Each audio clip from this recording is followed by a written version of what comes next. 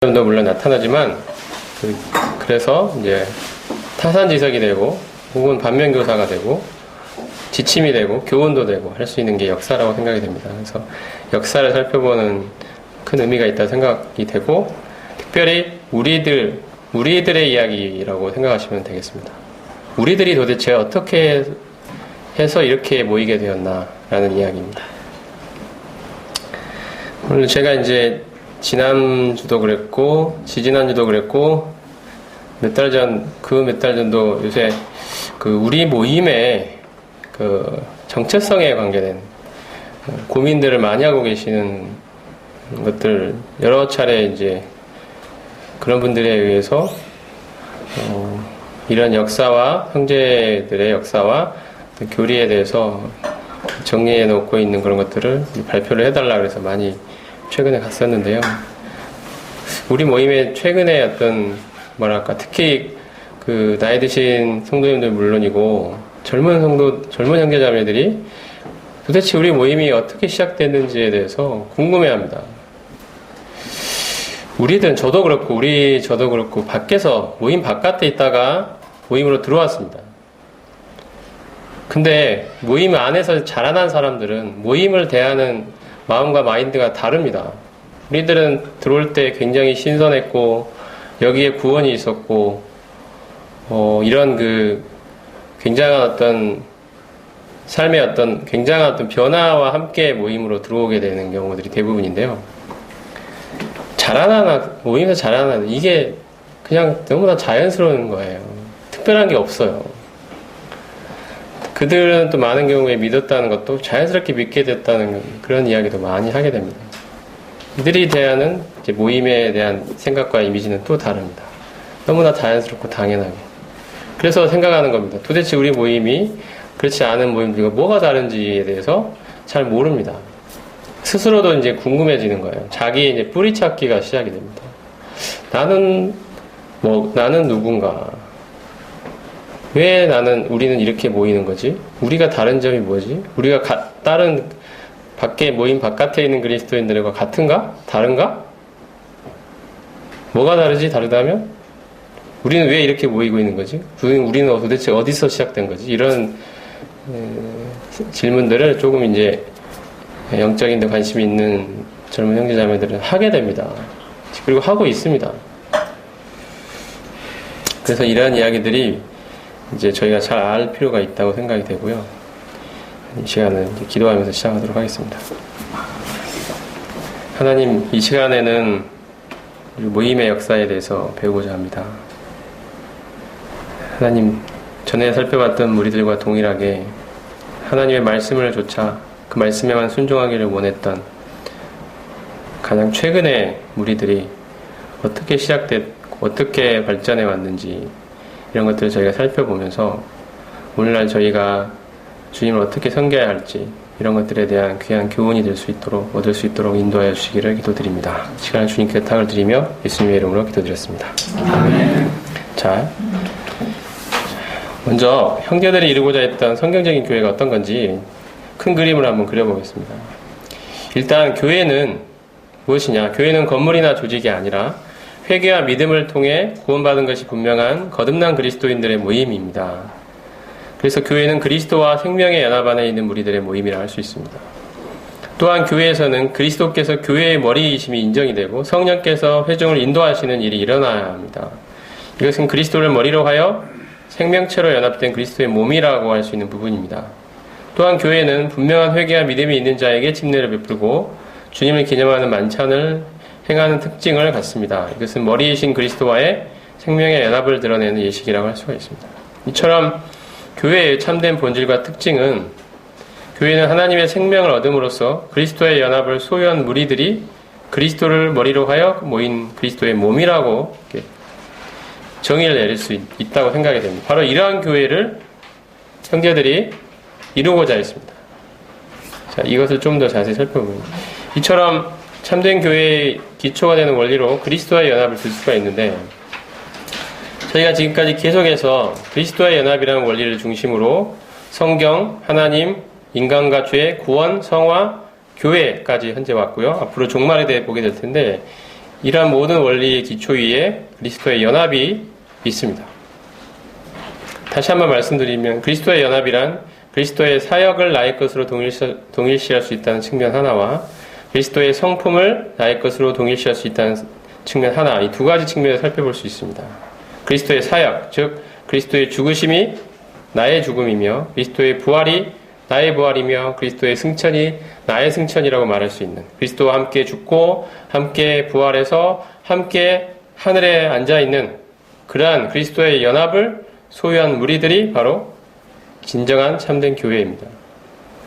또한 그리스도의 연합은 우리가 그리스도의 어떠하심을, 그 성품을 나의 것으로 동일시할 수 있다는 측면도 가지고 있습니다. 우리가 왜냐하면 그리스도와 동일한 생명 안에서 연합이 되어 있기 때문입니다. 주님이 가지신 그 신적인 성품이 내 안에서 나타나 주님을 닮아갈 수 있고 주님의 성품을 드러내는 이런 관계로 우리는 들어오게 됐다. 내 힘과 내 노력, 내 의지와 내 결심으로는 하나님이 원하시는 그 거룩에 이를 수가 없지만 주님께서 나의 거룩이 되시는 이 관계를 통해서 이제 내 안에서 주님의 성품이 자라나고 발전되고 확장되는 이러한 것들을 경험하게 되는 이 그리스도의 연합을 소유한 우리들이 바로 참된 교회이다. 이러한 기초 위에서 하나님이 원하시는 그런 교회의 원리들이 실천이 되고 실행이 돼가는 그런 게 일어나게 되죠. 그리스도의 생명으로부터 기인한 생명력 넘치는 성경적 교회가 가능하게 됩니다. 그리스도의 연합은 이런 것이다.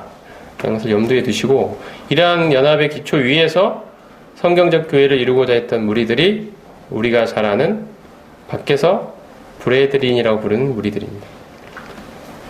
그리스도와 연합을 강조했던 초기 형제들로서는 존 넬슨 다비, 그 다음에 옆에 있는 조지 밀러, 윌리엄 켈리, 맥킨토시, 조지 커팅, 그랜트 이런 분들이 있습니다. 존 넬슨 다비 앞으로 자세히 살펴볼 거고 조지 밀러도 우리가 잘 알고 있죠. 기도응답으로. 윌리엄 켈리는 스스로가 큰 학자였을 뿐 아니라 다비의 전집을 출간했던 사람입니다. 맥킨토시는 모세오경 강해로 이제 잘 알려져 있고요. 조지 커팅은 구원의 안전, 확신, 기쁨. 그랜트라는 분은 이제 북미 지역의 유명한 성경 교사였습니다. 자, 형제들이 어떻게 시작되느냐? 형제들의 시작은 1825년이라고 할 수가 있는데요. 당대의 상황은 이렇습니다. 19세기 초에 영국의 국교회는 아까 말씀드린 것처럼 국가 조직과 강하게 결속이 되어 있었고 생명의 복음을 찾아볼 수 없는 형식적 조직으로 전락해 있었습니다. 이러한 상황에서 복음을 찾아 이 국교회에서 나오게 된 비국교파 교회들이 존재했는데요. 우리가 잘 아는 17세기의 존 버년, 철로역정을 쓴 분이죠.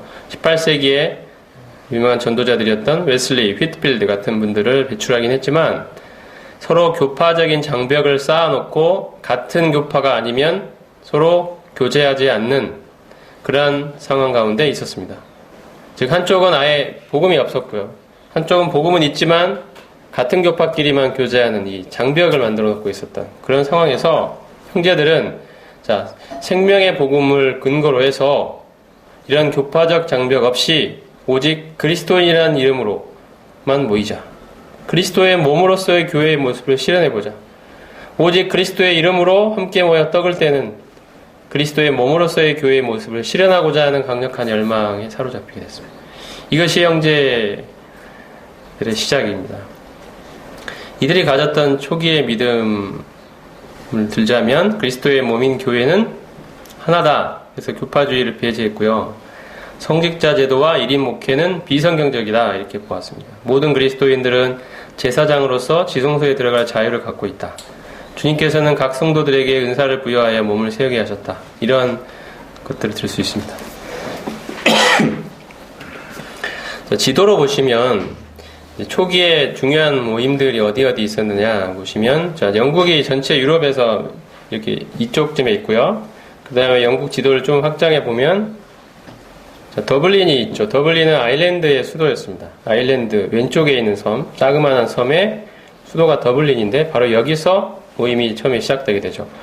그리고 비슷한 시기에 본토 쪽에 있는 이쪽 오른쪽 섬에 있는 잉글랜드 지역에서 플리머스, 우리가 이제 플리머스 브레드린이라는 이름을 얻게 되는데 그 이제 계기가 되었던 플리머스 지역, 이쪽 뒤쪽에 왼쪽 하단에 항구 도시입니다. 있고 그 옆에 있는 브리스톨은 조지 밀러 형제님이 사역하시던 그런 곳입니다.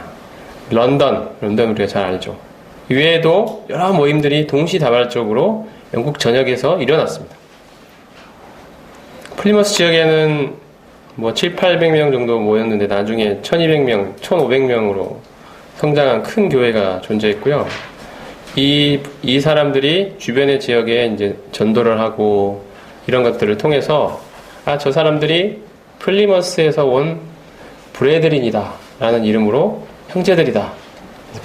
플리머스 출신의 형제들 뭐 이런 의미로 플리머스 브레드린이라고 주변에 불리게 되는데 이 이름이 전체 우리 형제들을 이제 대표하는 대표 명사로 취급을 받게 됐죠. 그런 계기로 플리머스 브레드린이라고 외부에서 저희를 부르고 있습니다.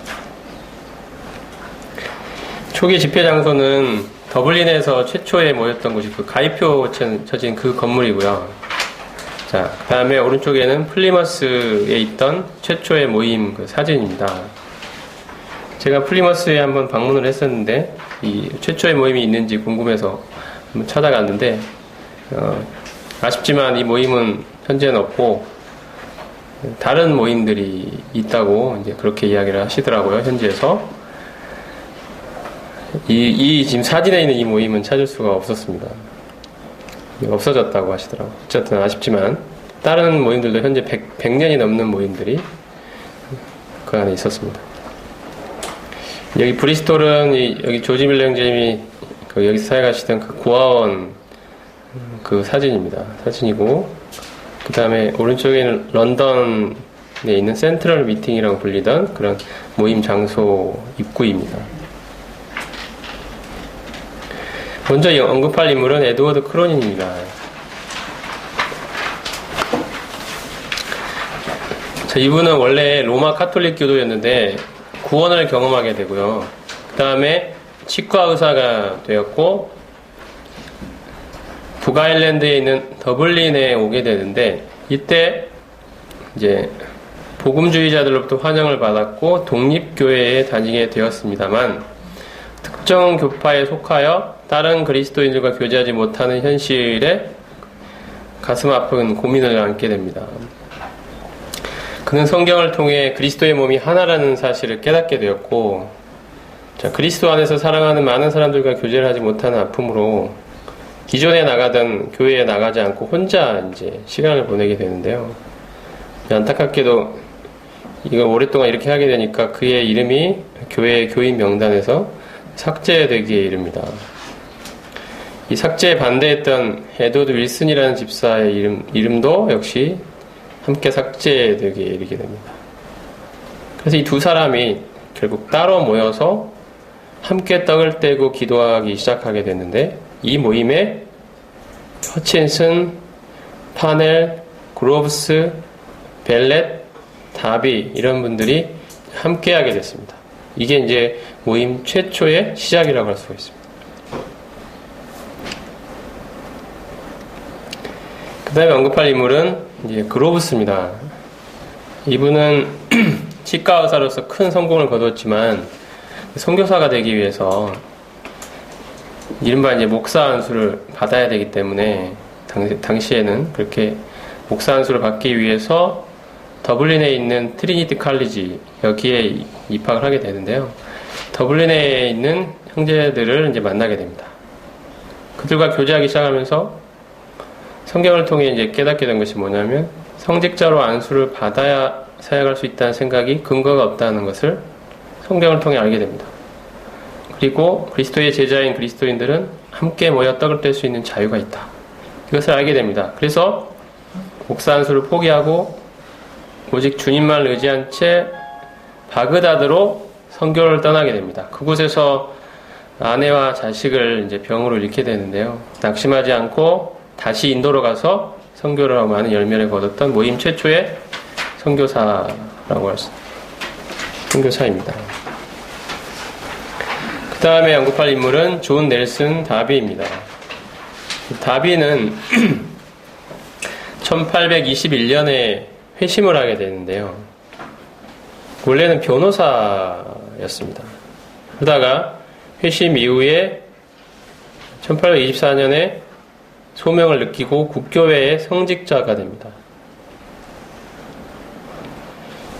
그래서 국교회 성직자로 쭉 사역을 했는데 매일 저녁까지 험한 시골을 다니면서 희생적으로 사역하고 가난을 자처하고 몸이 매우 쇠약해질 정도로 헌신적으로 일했고 가진 돈을 주변에 가난한 사람들에게 다 나눠주고 이러한 삶을 살았는데 이제 1826년 맥이라는 대주교가 더블린에서 있었는데요. 이 사람에 의해서 이제 드디어 그 사제로 서품을 받게 되지만 영혼의 고민이 있었습니다. 이 사람은, 이 다비는 율법에 매여 있는 영혼의 해방을 경험하지 못하고 있었고, 또 자기가 속해 있던 그 국교회가 국가의 세속적 권력과 결탁에 있는 모습에 의해서 회의를 느끼면서 괴로워하게 됩니다. 이런 상황에서 1827년 10월 달에 말에서 떨어지는 사고로 이제 회복을 위해서 친척집에 있게 되는데, 그때 드디어 성경으로부터 영혼의 자유, 영혼의 해방을 발견하게 됩니다. 그의 고백을 한번 볼까요? 회심을 한 지 6, 7년 후에 나는 하나님의 가르치심에 의해 주님께서 요한복음 14장에서 말씀하신 그날에는 내가 아버지 안에 너희가 내 안에 내가 너희 안에 있는 것을 너희가 알리라 하는 말씀이 무엇인지 배웠다. 그 말씀은 하나님께서 보시기에 내가 그리스도와 하나라는 말씀이었다. 그리하여 나는 평안을 찾았다. 그리고 나는 많은 결점들을 가지고 있음에도 불구하고 그 이후 그 평안을 절대로 잃지 않았다. 하나님께 감사드리는 이유는 분명히 해방, 곧 다른 분이신 그리스도 안에 존재하는 해방이 있다는 것입니다. 그러나 해방은 자유가 아니며 다른 분이신 그리스도에 의해 허락되고 달성되는 것입니다. 나는 신령한 가르침과 경험으로부터 내가 자유롭지도 않고 스스로를 자유롭게 할 수도 없다는 사실을 배웠습니다. 자유는 그리스도에 의해 주어지는 해방의 열매입니다. 우리는 그리스도와 함께 십자가에 못 박혔습니다. 그리하여 나는 그리스도 안에서 성령의 능력으로 생명을 소유하였고 이렇게 하여 나는 자유롭게 된 것입니다. 해방을 발견한 다비의 고백입니다. 이 일이 1827년에 있게 되고요. 자, 또 다른 곳에서 다비는 이렇게 이야기하는데요. 고독의 시절에 나에게는 서로 충돌하는 생각이 늘어만 갔다. 하지만 영원히 일깨움을 받으면서 나는 완전히 성경에 의존하게 되었다. 나는 전에도 항상 성경이 하나님의 말씀이라고 믿어왔다. 하지만 내가 하늘에 있는 그리스도와 연합되어 있다는 사실을 깨닫게 되었을 때, 그리고 그 결과 그리스도께서 하나님 앞에서 가지신 위치가 하나님 앞에서 나의 위치를 대표하고 있다는 사실을 깨닫게 되었을 때, 나는 율법의 요구들 앞에서 지난 6, 7년간 괴로워하던 곤고한 내가 하나님께 가지고 있던 질문이 사라졌다는 결론에 이를 수밖에 없었다. 그리스도께서 바로 나와 하나로 연합되어 계시고 바로 그분이 하나님 앞에서 나를 대표하고 계시기 때문에 나는 그분 안에서 완전히 자유롭고 완전히 거룩한 자가 되며 하나님이 보실 때 그렇다는 거죠. 이러한 사실들을 이제 깨닫게 됐다는 것입니다. 율법으로부터 이제 해방을 받게 됩니다. 자, 이러한 그리스도와의 연합을 깨닫게 되면서 이제 교회에 관한 생각으로 발전하게 되는데요. 그리고 나서 나에게는 하나님께서 하나님의 교회를 보실 때 교회는 이렇게 그리스도와 연합된 자들로만 이루어진 것이라는 사실이 분명해졌다. 외부적으로 나타나 보이는 기독교계는 실제적으로는 세상과 다름이 없으며 하나님의 교회로 간주될 수 없을 것이다. 이렇게 이야기를 했습니다. 또 이렇게도 이야기했는데요. 우리는 구원을 받았다. 이것은 단순히 죄사함만을 말하는 것이 아니다. 이제 우리는 새로운 상태에 있다. 우리는 둘째 사람이자 마지막 아담이신 그리스도 안에 있는 것이다. 우리는 육신 안에 있지 않다. 우리가 육신 안에 있지 않고 그리스도 안에 있다는 사실이 갖는 의미를 올바로 이해할 때까지는 여러분은 구원이 무엇인지 결코 알 수 없을 것이다. 구원의 참된 본질이 바로 그리스도와의 연합에 있다는 사실을 이야기를 했습니다. 이렇게 이제 그리스도와 연합을 통해 이제 본인이 갖고 있던 영적인 고민들이 해결을 받게 되면서 그 이후에 이제 다비의 생애를 보면 다비는 일단 히브리어, 헬라어, 라틴어와 유럽 각국의 언어에 능통했습니다. 그래서 히브리어, 헬라어로 된 성경을 유럽 각지의 언어로 번역했습니다. 영어는 물론이고요. 뉴 트랜슬레이션이라고 불리는데 이제 학자들은 이제 다비역이라고, 다비 트랜슬레이션이라고 지칭합니다. 이런 영어 성경도 번역했고, 불어 성경, 독일어 성경, 각지의 언어로 번역을 했고, 오늘날까지 이 성경이 사용되고 있습니다. 수많은 저술을 남겼는데, 다 그 동료였던 윌리엄 켈리에 의해서 다비 선집으로 출간이 됐습니다.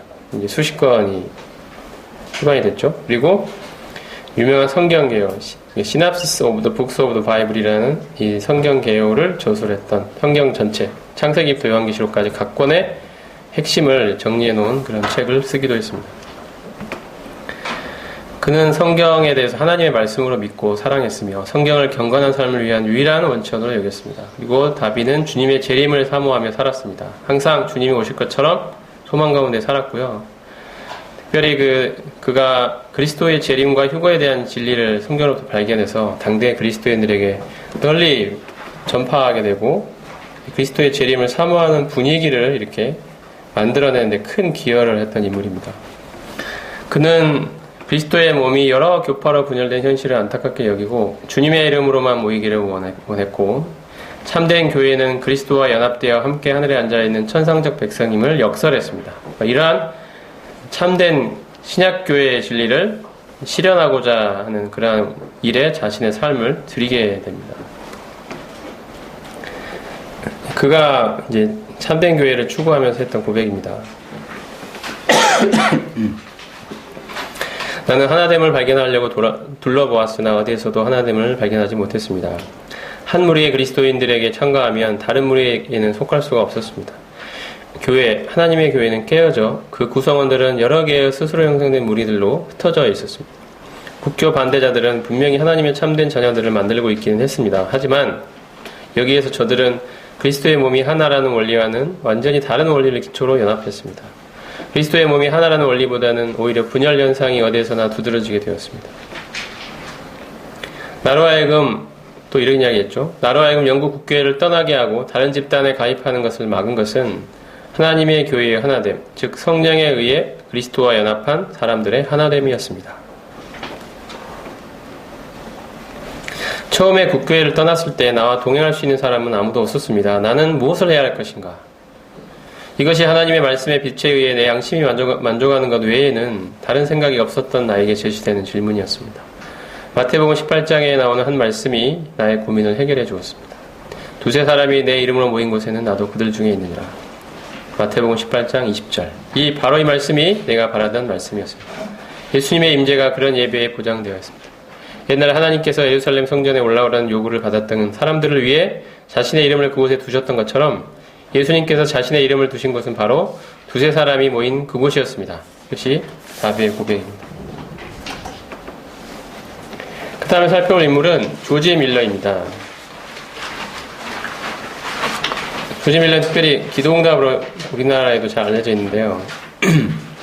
그는 젊었을 때는 아주 방탕하게 살았다고 합니다. 스스로를 또 그러면서도 그리스도인이라고 생각을 했는데 20세 되던 해에 어떤 기도 모임에 가게 되는데요. 마치 하나님을 앞에 모신 것처럼 경건하고 진지하게 기도하는 그리스도인들을 만나게 됩니다. 그래서 그들 가운데서 하나님의 임재를 느끼면서 회개하게 됩니다. 나는 그리스도인이 아니구나. 이들이 참된 그리스도인이구나. 나는 잘못 살아왔구나. 그러면서 신학적으로만 배워 알던 십자가 구속의 의미를 비로소 온전히 깨닫고 마음의 평안을 얻게 되는 일들이 또 이후에 일어나게 됩니다. 죄의 짐이 사라지고 그리스도에 대한 사랑이 그를 채우게 되면서 유대인을 위한 선교사가 되려는 소망을 갖게 됩니다. 그래서 런던 유대인 협회에 갔는데 그 이후에는 이제 테이머스라는 곳에서 사역을 시작하게 됩니다. 거기서 그의 평생의 사역의 동반자인 헨리 클렉이라는 사람을 만나게 되고요. 계속 헨리 클렉이 먼저 이제 소천하게 되는데 그가 소천할 때까지 평생 동역하며 사역하는 관계가 형성이 됩니다. 브리스톨로 옮겨서 베데스다 교회에서 풍성한 열매를 거두게 됩니다. 특별히 그는 신약교회를 시작하게 되는데 유아 세례를 포기하고요. 성직 안수를 포기했고 그 다음에 매 주일 만찬을 시행하게 됩니다. 그리고 장로들로 교회를 치리하는 이 일들을 시작하게 됩니다. 이런 움직임이 하나하나 성경을 또 발견해서 하나하나 기존의 것들을 포기하고 말씀에 순종하면서 한 발짝 한 발짝 걸어갔던 길들이, 걸음들이죠. 그런 동일한 그 길을 걸어간 무리들이 당시에 그 19세기에 동시다발적으로 영국 전역에서 일어났던 것입니다. 그래서 나중에 자기들끼리 스스로를 알아보고 서로 알아보고, 아, 우리가 같은 길을 가고 있구나. 이러면서 우리가 함께 교제하자. 이렇게 된 거죠. 이런 일들이 하나님의 역사로 19세기의 영국에서 일어나게 됩니다. 그 중에 한 인물이 바로 이제 조지 밀러 형제님이시죠. 그분이 이제 유명했던 것은 또 고아원 때문입니다. 그는 고아원을 시작하게 된 계기는 당대 죽어있던 영국 사회에, 하나님을 부인하고 있는 영국 사회에 하나님은 참으로 살아계시다는 사실을 나타내기 위해서 믿음으로 운영하는 고아원을 시작하게 됩니다. 그는 어떤 방식으로 했냐면, 어떤 방식으로도 사람에게는 자신의 필요를 알리지 않았습니다. 오직 하나님께 기도만 했습니다.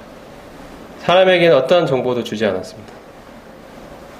무슨 필요가 있으니까 뭐 어떤 걸 도와주세요, 이런 이야기조차 아예 하질 않고 오직 하나님께 기도만 했고, 이러한 기도의 응답으로 고아원이 수천 명의 고아를 먹이고 입히는 큰 대규모의 고아원으로 성장하게 됩니다. 한 번도 믿음의 원칙을 깨뜨린 적이 없었습니다. 이러한 수많은 기도 응답의 일들이 이제 오늘날까지도 많이 알려져 있죠. 아마도 그가 그렇게 할 수 있던 것은, 그가 고아원을 시작했던 그 동기가 하나님이 살아계시다는 사실을 하나님을 부인하던 영국 사회에 나타내고자 했던 그런 동기가 있었기 때문에 이렇게 철저하게 사람에게는 안 알리고 하나님이 하셨다는 사실을 사람들이 인정할 수밖에 없는 방법을 이제 끝없이 계속 견지했던 것 같습니다. 어쨌든 이러한 수많은 기도응답으로 오늘날까지도 믿음의 본을 남겨준 조지 밀러 형제님이죠. 조지 밀러가 이제 옛날에 이렇게 놀라운 사역을 하니까 어떤 사람들이 물었던 것 같습니다. 당신이 그렇게 놀라운 사역을 하는 그 비결이 뭡니까? 그게 궁금합니다. 사람들이 기대했겠죠? 이렇게 기대하는, 나는 이래서 이런 사역을 할 수 있다. 많은 것을 기대했을 것 같은데, 그가 말했던 것은 그들의 기대와는 예상과는 반대로 바로 이것이었습니다. 누군가가 조지 밀러에게 그의 사역의 비밀에 대해 묻자 그는 이렇게 대답했다. 나에게는 내가 죽은 날이 있었습니다. 그는 이 말을 하면서 거의 바닥에 닿기까지 고개를 숙였다. 그는 계속해서 이렇게 말했다. 그날은 내가 조지 밀러, 그의 의견, 선호, 취향, 의지에 대해 죽은 날이요. 세상과 세상의 인정 혹은 비난에 대해서 죽은 날입니다. 나는 심지어 나의 형제들 혹은 친구들의 인정과 비난에 대해서도 죽었습니다. 그때부터 나는 오직 하나님께 인정받는 일꾼으로 드러나기 위해 공부했습니다. 바로 이것이 그의 사역의 비결이었다. 이렇게 내가 죽은 날이 있었다. 내가 죽었다. 이것이 바로 나의 이 영적인 사역의 비결이다. 이렇게 말을 한 것입니다. 이것이 바로 내가 그리스도와 함께 십자가에 못 박혀 죽었다는 이 사실로 기초한 믿음의 고백입니다. 이처럼 그리스도와 연합은 초기 형제님들의 사역, 그들의 삶을 지배했던 원리였습니다. 로버트 체프만도 잘 알려진 초기 형제님들 중에 한 분이신데요. 이분 역시 굉장히 전도 유망한, 출세할 수 있는 여러 가지 자격과 조건을 갖추고 있었던 분입니다. 덴마크에서 출생했고 유럽의 여러 언어들에게 큰 재능을 보였죠. 다비처럼 언어에 큰 재능이 있었습니다. 또 법률을 공부해서 변호사가 됐죠. 법조계에서 두각을 젊은 나이에 나타내기 시작했습니다. 그런데 그의 안에는 영적인 열망이, 처음에는 고민이 있었죠. 하나님을 향한 갈망이 있었습니다. 근데 만족을 얻지 못하고 있다가 변호사가 된 후에 동료 그리스도인 변호사인 존 휘트모어라는 사람의 초대로 제임스 에반스가 설교하던 교회를 방문하게 되고 거기에서 구원을 받게 됩니다. 자신을 의롭다고 여기던 체프만은 의인은 없다는 에반스의 설교에 충격을 받았고 자신의 의가 부서지는 경험을 하게 됩니다.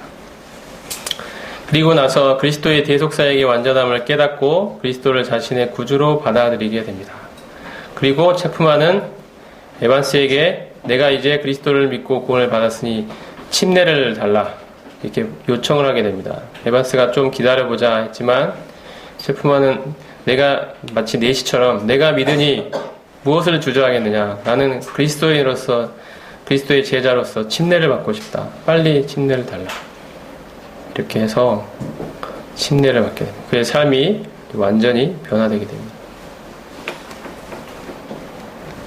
그는 높은 사회적 신분을 포기하고 당대 영국에서 가장 더럽고 가난하고 비참한 사람들이 모여 사는 그런 반스테이플이라는 곳으로 일부러 그곳을 찾아가서 그곳에서 사랑을 실천하며 복음을 전하는 삶을 살게 됩니다. 자신의 모든 재산을 가난한 사람들에게 나눠주고 그리스도를 살아내기를 갈망하며 사랑을 실천했습니다. 그는 침례교회라는 교파명을 버리고 다비와 밀로와 교제하면서 신약교회의 원리를 따르는 독립교회의 길을 걸어갔습니다.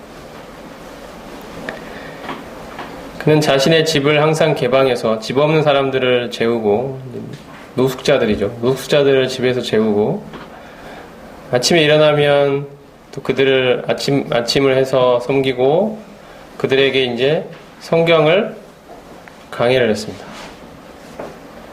소박한 가구가 딸린 집은 주님의 사랑과 임재로 가득했다고 합니다. 노방전도에 열심을 냈고 5개의 집회에서 많은 말씀을 전파했고 집에 초대된 사람들에게 성경을 이제 설명해 주었습니다.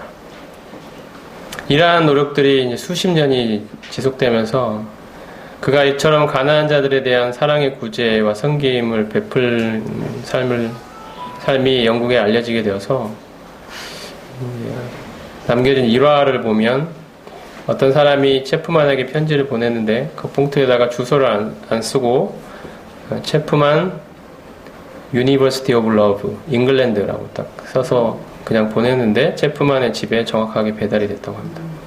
그만큼 체프만은 이름만으로 영국 전역에 알려져 있던 그런 인물로 하나님이 사용하셨습니다. 그래서 사랑의 사도라고 불림을 받게 되죠. 이러한 로버트 체프만의 이제 사역을 간단히 살펴봤습니다. 북미 쪽으로 우리가 시야를 돌려보면 19세기에 도널드 로스하고 도널드 먼로라는 인물을 만나게 됩니다. 도널드 로스는 친형제의 죽음을 통해 죄 문제를 고민하게 되었고 요한복음 18장 8절 말씀으로 구원을 받게 됩니다. 원래 스코틀랜드 출신인데요. 스코틀랜드에서 복음을 전하면서 많은 영혼이 구원을 받았고 구원받은 초신자들이 신자로서 침례를 받아야 함을 깨닫고 침례를 베풀었는데요. 이 일로 귀성교회의 심한 반대를 받았고 그 이후에 북미로 이제 건너가게 됩니다. 북미로 건너가서 복음 전도와 교회 개척에 힘썼던 도널드 로스, 그리고 또 하나의 인물은 도널드 먼로, 역시 북미의 유명한 복음 전도자 신데요. 구원받은 어머니 아래에서 자라났지만 구원의 필요성을 깨닫지 못하다가 요한복음 3장 16절 말씀으로 구원을 경험하게 됩니다. 캐나다와 미국 전역에서 복음을 전하고 많은 교회를 세웁니다. 그리고 그의 전도를 통해 아이언사이드, 우리 모임 형제님 중에서 성경 강해로 유명한 아이언사이드, 그 다음에 존 리치 출판사가 있죠. 존 리치 출판사 지금도 있는데요. 존 리치가 구원을 받게 됩니다. 그래서 19세기에 이들 외에도 다른 형제님들 들자면 선교사 쪽으로는 스트롱, 펜, 아르노트 이런 분들이 있고요. 성경 교사 쪽으로는 윌리엄 켈리, 맥킨토시, 조지 커팅, 그랜트 이런 형제님들이 계십니다. 우리 초기 형제들이 기독교계, 당대 기독교계에 끼친 영향을 만약에 정리를 해본다면 이렇게 정리할 수 있는데요. 초기 형제들의 삶과 가르침은 당대 주변의 많은 그리스도인들에게 널리 영향을 미쳤습니다. 무디나 스펄전 같은 기독교계의 아주 유명한 전도자들도 형제들과 교제를 하게 되면서 그들을 높이 평가했습니다. 좀 이따가 그 근거를 제가 말씀드리겠습니다. 초기 형제들의 교리 가운데 성경의 절대적 권위, 그리스도의 재림과 휴거, 천년왕국의 도래와 같은 사상들은 학문적으로 C.I. 스코필드와 루이스 스페리 쉐이퍼에 의해서 체계화된 세대주의에 큰 영향을 미쳤습니다. 세대주의도 나중에 저희가 살펴보겠습니다. 세대주의는 20세기 전반에 자유주의의 불신앙에 대항하여 일어난 근본주의의 교리적 골격을 형성해 주었고 이후에 전개된 복음주의에도 큰 영향을 주었습니다. 근본주의라 그러면 자유주의가 성경을 받아들일 때 인간의 이성으로 받아들일 수 있는 것만 받아들여서 성경을 가리가리 분해를 해가지고 인간의 책으로 취급을 하고 인간이 쓴 다른 책과 똑같이 인간의 이성과 논리, 합리적인 경험 요것만으로 성경을 받아들이고자 했다. 그래서 성경에 있는 많은 초자연적인 어떤 일들은 모두 다 배제해버리고 그것은 신화이며 전설이며 이런 식으로 다 배제해버리고 그냥 교훈만 얻으면 된다. 그건 사실이 아니다 라고 이제 보고 이제 이성으로만 받아들일 수 있는 것으로 성경을 이해하면서 성경 자체를 하나하나 이렇게 분석하고 쪼개고 이런 일들을 했던 것이 자유주의입니다. 그 성경은 하나님의 말씀이라고 할 수가 없다. 이렇게 바탕을 두고 했던 것이 자유주의인데요. 여기에 대항하여 일어난 반작용으로 일어난 20세기 전반의 큰 흐름이 근본주의입니다. 근본주의의 핵심은 성경은 하나님의 영감받은 말씀이다. 이 믿음을 다시 회복했던 것입니다. 이러한 근본주의의 뼈대를 형성해 준 것이 세대주의인데 이 세대주의에 큰 영향을 준 것이 초기 형제님들의 교리입니다. 그리고 20세기 중후반에 이제 이른바 복음주의가 시작을 하게 되는데요. 신복음주의라고 불리기도 하고 근본주의가 너무 분리적인 성향을 띄었다라는 어떤 판단으로부터 분리적이지 않은 근본주의를 해보자. 그래서 자기들을 스스로를 복음주의자라고 부르기 시작을 했고요. 이러한 20세기 중후반의 복음주의에도 큰 영향을 주었습니다. 근본주의의 역사를 연구한 어니스트 샌디는 그가 쓴 근본주의 뿌리라는 책에서 근본주의자들의 생각과 태도의 많은 부분은 다비의 가르침에서 발견할 수 있다라고 기록을 했습니다. 그 다음에 20세기 후반에 그 빌리 그램이라는 유명한 전도자 있죠. 우리가 잘 아는 빌리 그램. 이 사람은 복음주의자들은 모두 브레드린이라는 소로부터 나오는 젖을 먹고 자랐다 라고까지 말을 했습니다. 이게 무슨 이야기겠습니까?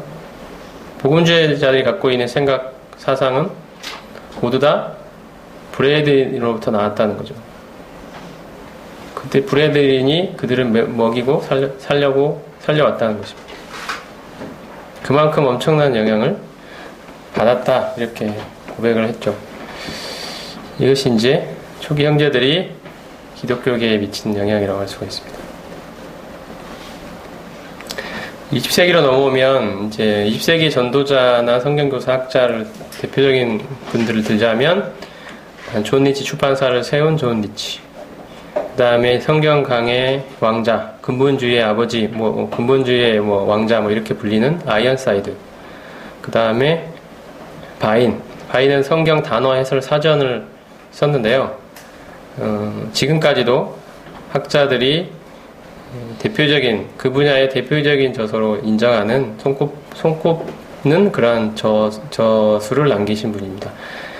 그 다음에 F.F. 브루스, 맨체스터 대학교의 교수였는데 오늘 한국 기독교계에도 잘 알려져 있고 많은 책들이 수십 권의 책들이 번역된 인물입니다. 그들은 이제 모임 형제님인 줄 모르고 열심히 번역을 했는데요. 우리도 잘 모르죠. 이분이 모임 형제님이었는지. 사실 모임 형제님입니다. 소천하실 때까지 모임 안에서 계속 교제했던 모임의 형제님, 영국 모임의 형제님입니다. 맥도날드, 우리가 잘 아는 신자 성경 주석을 기록한 맥도날드. 이분의 책도 단지 모임 안에서만 유통되는 것이 아니라 그 신자 성경 주석은 크레겔 퍼블리케이션이라는 그런 출판사에서 출간이 돼가지고요. 일반 기독교계에도 잘 알려져 있는 주석입니다. 기타 잘 알려진 형제들로서는 로버트 앤더슨, 앞으로 우리가 종말에 대해서 살펴볼 때 언급하게 될 인물입니다만, 미래주의에 따라 다니엘의 70일을 해석한 커밍 프린스를 조술해서 이 분야의 선구적인 책을 남기셨습니다. 70일을 어떻게 해석해야 되는지에 대한 표준을 남긴 분입니다. 랜슬리 브렌튼경, 가장 널리 읽히는 70인역에 대한 헬라어 영어 역본을 발간한. 70인역은 뭐냐면 주전 2세기 3세기경에 그 북아프리카의 알렉산드리아 지역에 살던 유대인들이 있었는데요. 그들은 히브리어는 전혀 할 수 없고 당시에 공용어였던 헬라어만 할 줄 알았던 인물이 그런 사람들입니다. 그들을 위해서 히브리어로 기록된 구약 성경을 헬라어로 번역한 성경이 바로 70인역이죠. 그 70인역에 대한 헬라어 영어 역본을 발간했던 분입니다. 짐 엘리어트는 에콰도르 선교사로 활동하고 이제 젊은 나이에 순교했던 기독교계에 잘 알려져 유명한 일화죠. 식인종들이 모여 사는 곳에 가서 이제 순교를 당했던. 근데 모임 형제님인지는 잘 모르더라고요. 그들도 모르고 우리도 모르고. 근데 모임 형제님입니다. 짐 엘리어트. 앤드류 밀러, 전도 출판사에서 계속 시리즈로 번역을 한 처치 히스토리를 저술한 그런 분입니다. 교회 역사 교회 사가입니다. 그리고 토마스 뉴베리, 동사 시제를 설명하기 위해 기호 체제를 사용한 뉴베리 레퍼런스 바이블로 교계에 잘 알려져 있는 인물입니다. 이분들의 공통점은 모임 안뿐 아니라 모임 밖에도 기독교계에도 아주 그 분야의 선구적인 혁혁한 업적을 남긴 분들로 지금까지도 소개되고 있는 분들이란 거죠. 사무엘 트레겔레스, 이분은 성경 사본학자입니다. 여러분이 성서공회 사이트에 가보시면 이 형제님의 이 이름이 언급이 되어 있습니다. 조지 위그램은 헬라어 선구사전과 히브리어 선구사전을 썼던 당대의 아주 선구적인 업적을 남긴 분이죠. 이런 분들이 이제 다 잘 알려진 형제님들입니다. 그 다음에 여러분이 영어 성경 많이 쓰고 있는 NIV라는 영어 성경을 보시면 서문에 번역에 참여했던 여러 교단들의 목록이 기록이 되어 있는데요. 자, 이제 그들이 볼 때는 우리도 하나의 교단으로 보기 때문에 쭉 언급을 해놨는데, 그래서 많은 이름들이 언급되는 것 중에 보면 브래드린이 거기에 있습니다. 이걸 제가 인용을 한 이유는 브래드린이 한국에서는 이상하게 마치 이상한 집단인 것처럼 보는 시야가 일부 있는 것 같은데, 그렇게 이상한 집단이라면 영어 성경 번역할 때 번역진으로 같이 참여를 시킬까요? 그러겠습니까? 여러분이라면 그렇게 하시겠습니까? 그렇지가 않죠. 정말 건전하고 존경할 만한, 신뢰할 만한 그런 무리들이라는 인식이 있기 때문에 함께 작업을 한 거 아니겠습니까? 이 기록을 보면 그 19세기의 유명한 전도자였던 무디가 형제들과 깊은 교제를 나눴다는 것이 역사 기록에 남아 있습니다. 그걸 제가 인용을 했고요.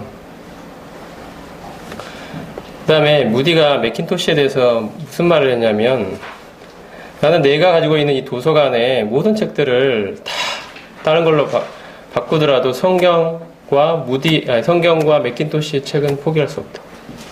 그 두 가지만 있으면 된다. 다른 책들은 다 없어져도 괜찮은데 오직 성경과 맥킨토시의 책만 남겨달라. 나머지 책들은 없어져도 괜찮다. 그것만 있으면 된다. 이렇게 이야기했습니다.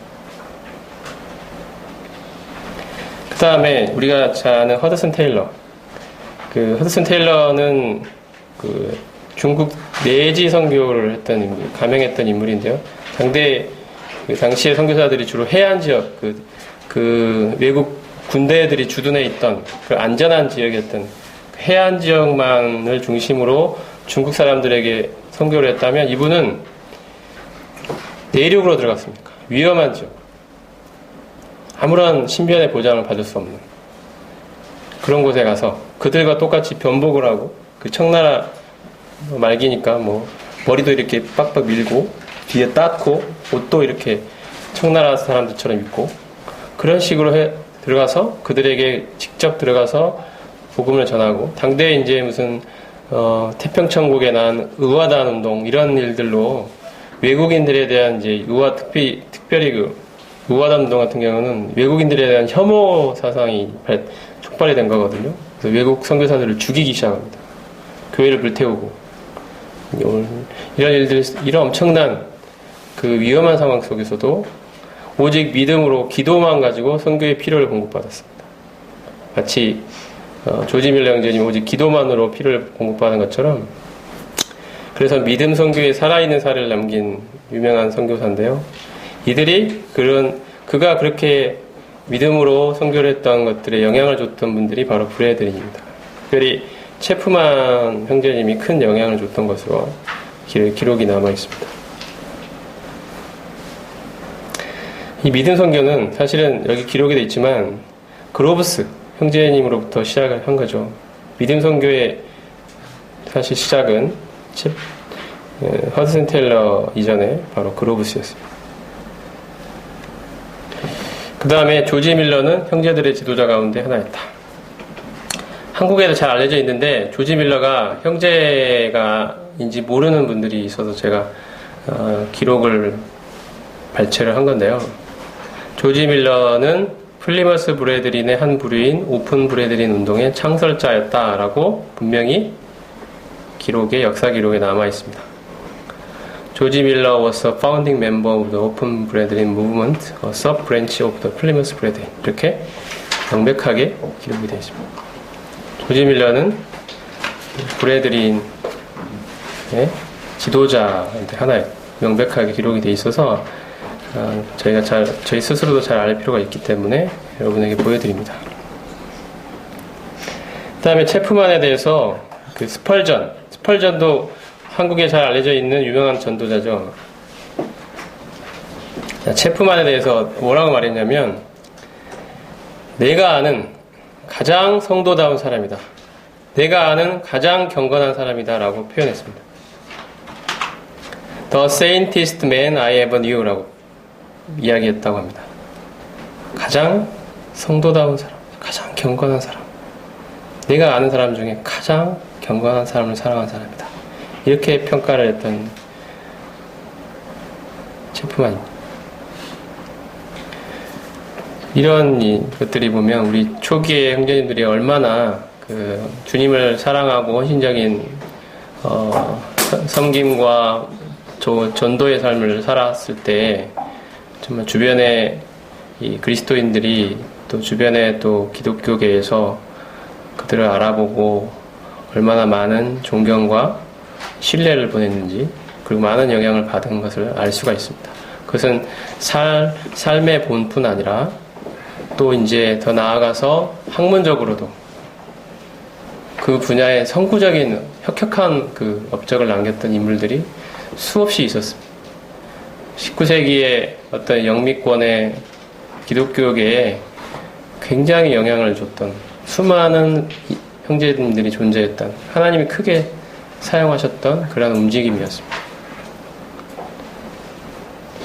우리가 이런 것들을 잘 알 필요가 있고 모임에 대해서 자부심을 가질 필요가 있다고 생각이 됩니다. 자, 이걸 마치면서 질문을 드려보겠습니다. 외부에서 형제교회라고 부르는 무리들의 초기 역사를 이 시간에 살펴보고 새롭게 알게 된 점은 무엇입니까? 스스로 한번 답변해 보시고요. 이러한 움직임을 시작하게 된 초기 형제들이 성경으로부터 발견한 진리들을 여러분은 어떻게 요약할 수 있겠습니까? 이 쭉 역사를 처음부터 살펴봤는데 이들이 그렇게 실천했던 성경의 진리들이 있었죠. 그것들을 어떻게 요약할 수 있느냐는 것입니다. 어떻게 정리해서 그것들은 뭐고 그것들의 핵심은 뭐고 어떤 원리가 있다 이런 거를 어떻게 소개할 수 있겠습니까? 만약에 주변 사람들이 그 사람들이 도대체 뭘 믿었고 그랬냐고 질문한다면 뭐라고 말씀할 수 있겠습니까? 스스로 한번 질문해 보시면 오늘 우리가 살펴본 내용들을 정리하시는데 도움이 될 것 같습니다. 자, 그럼 기도하고 이 시간 마치겠습니다.